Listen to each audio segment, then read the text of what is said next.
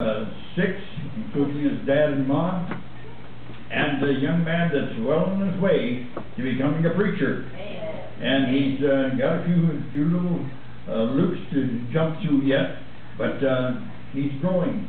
And we're looking forward to his lesson tonight. It's titled Heroes from the Book of Hebrews. And so you can get out your Bible and follow along if you will, and he'll tell you where to look. Tonight, our speaker is Nathan Racine. Nathan, come on up.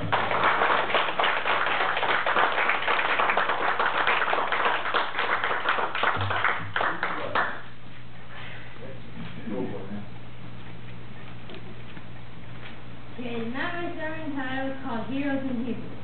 When you go up to somebody and ask them what a hero is, the first thing that comes to their mind is Superman, Spider-Man, and Batman. Tonight we are going to talk about three Bible heroes, Gideon, Samson, and Moses, and how they showed great faith. If you will turn to Hebrews 11:32 through 34. Hebrews 11:32 through 34.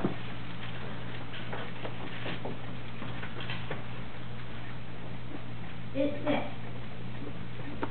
"And what more shall I say? I do not have time to tell you about Gideon, Barak, Samson, Jephthah, David, Samuel, and the prophets, who through faith conquered kingdoms, administered justice, and gained what was promised, who shut the mouths of lions, quenched the fury of flames, and escaped the edge of the sword, whose weakness turned into strength, and who became powerful in battle and routed foreign enemies." First person we are going to talk about tonight is Gideon. If you don't know about Gideon, the accounting is in Judges 7:1 through 25. But the main thing that they list in the Bible about Gideon is when he defeated the Midianites with only 300 men. He had at the beginning like 20,000, but then God told Gideon to tell the men, anyone who was afraid, to go home. And then like 10,000 left, so they only had 10,000 left. So he gave them another test, which was to go down to the river and drink. And at the end of that test, they only had 300 men. Gideon, of course, was afraid because 300 men against thousands was it's kind of impossible. But with God, nothing's impossible. And Gideon was doubtful at first, but then God told him to go into the camp and listen for something. And when he did, he heard a Midianite telling another Midian about a dream. And it was a loaf of bread rolled down the hill and destroyed the Midian camp. So when Gideon heard that, he was encouraged and went back, got his men ready, and with the 300, they surrounded the camp, and Gideon dropped his pot and started blowing a trumpet, and then everybody else did the same thing. And of course the Midianites, they didn't know what it was, so they were terrified to death because they were sleeping. And then God did something, and he made the Midianites start attacking each other. And they ran away, but Gideon captured some, and he conquered the Midianites with God's help. Gideon was doubtful at first, but then God gave him a sign, and Gideon showed great faith, and with God conquered a huge army with only 300 men. The second we are going to talk about is Samson. You can find his accounting in Judges 13 to 16.